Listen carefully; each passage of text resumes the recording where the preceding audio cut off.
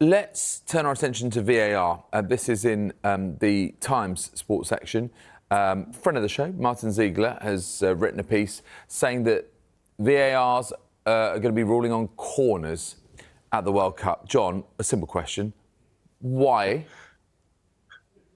Oh, David, Zeegs loves a VAR story, as you rightly point out. A friend of the show and an absolute friend of VAR stories, to be honest. He's absolutely cracking journalist, Zeegs, and always does incredibly well on sort of IFAB, the sort of rule makers and basically sort of VAR developments. And this one is really interesting. So they're going to trial the award of corners and indeed second yellow cards at the next World Cup, and basically see where they can make that improvement. And I would stress it's a trial, and they have basically been given the go-ahead, according to Zeeds, to trial it at the World Cup, and therefore, if it's a success, we might see it in the longer term in the Premier League.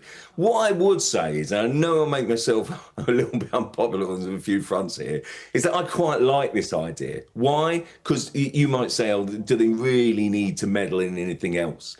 Well, actually, if you go to a tournament, since FIFA have been doing it and since the World Cup has used VAR, it runs relatively smoothly compared to the kind of the delays and the sort of kind of the issues that we seem to have in the Premier League. And we do, but it runs smoother. And I would rather see them get it right. And it's not as if we would have those lengthy delays, judging by experience, in major tournaments. And I do think, Zeeks makes the point here that basically if you've got a corner, which shouldn't be a corner, but leads to a winning goal, which decides, for example, who reaches a final, or indeed, who might miss a final with a second yellow card, then that is the sort of kind of precise nature of VAR. I must say, I think at World Cups, it runs better than we've experienced here in the Premier League. And that is an issue that the Premier League have to deal with. I'm not against it. Sorry to be unpopular here. Now, do you know what? I was keeping a very, very close eye on Jack as you were answering your question there. And he couldn't hide his own reaction. I sense a little bit of a dissenting reaction. What's your view on this one then, Jack? I mean, I guess, if you're going to be corners, it could be throw-ins, it could be anything. How far do you go?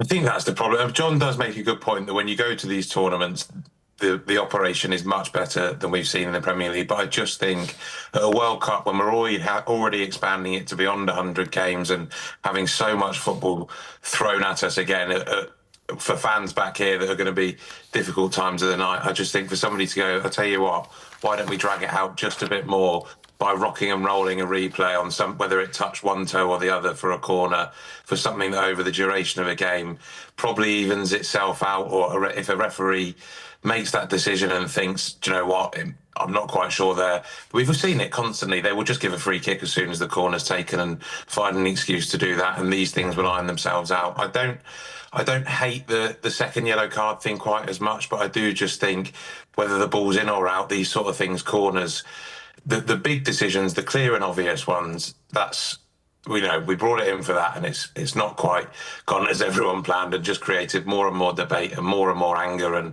conspiracy theories at clubs across the Premier League and wider leagues. And I just think to drag it out, make it even more tedious, and this precision that football has never had and never really needed, I think it's needless meddling.